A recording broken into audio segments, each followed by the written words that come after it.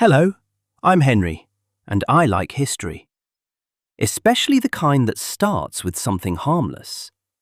A cup, a table, a conversation, and ends with a king panicking. In the 17th century, there was a place that terrified monarchs more than armies, more than riots, more than foreign invasions. It wasn't a battlefield. It wasn't a church. It wasn't even a printing press. It was a coffee house. Picture this. For the price of a single penny, anyone could walk in. A merchant, a sailor, a poet, a failed aristocrat, a scholar with ink-stained fingers. They sat shoulder to shoulder. They shared tables. They shared ideas. And they talked a lot. These places were called penny universities, not because they gave degrees, but because they gave something far more dangerous: access. In a world where power depended on hierarchy, silence, and controlled information, coffee houses broke all three. News traveled fast here, faster than official proclamations, faster than sermons, sometimes even faster than print. Rumors, pamphlets, eyewitness accounts, scandal, and opinions. For the first time, ordinary people didn't just hear what power said.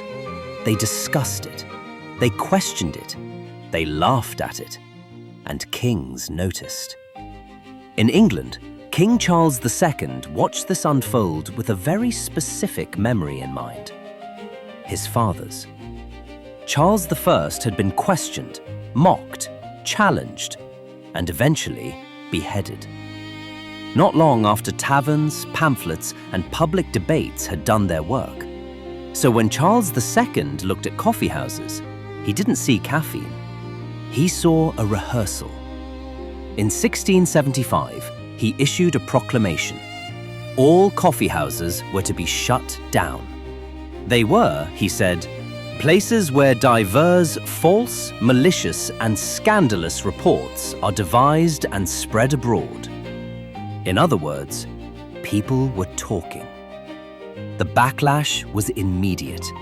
Merchants protested, writers protested, even loyalists protested. 11 days later, the ban was quietly withdrawn. Turns out, it's hard to uninvent public conversation. But England wasn't alone. In the Ottoman Empire, sultans feared coffee houses just as much, sometimes more. Under Sultan Murad IV, coffee houses were banned outright. Punishment could mean beatings or death. The Sultan reportedly patrolled the streets in disguise, listening for the sound of forbidden cups. Because wherever coffee was poured, authority was questioned. And then there was Sweden, where fear of coffee reached experimental levels. King Gustav III was convinced coffee was a slow-acting poison. To prove it, he ordered a medical experiment.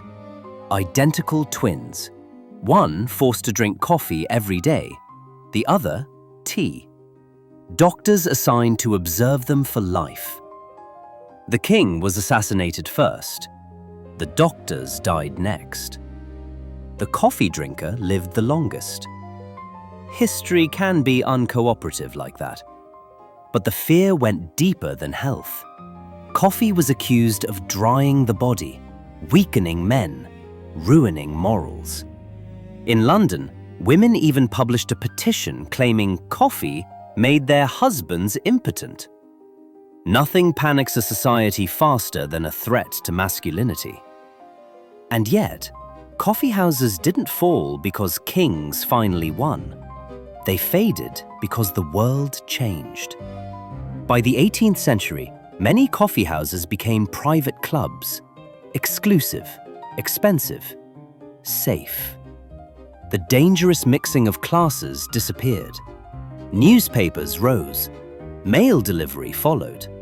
Information no longer required a shared table. It could arrive quietly, at home. Some coffeehouses began serving alcohol.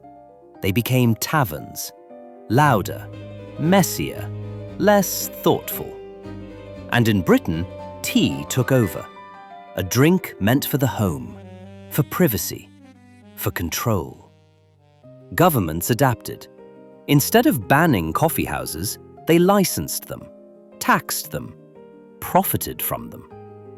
The threat was never the drink, it was the gathering.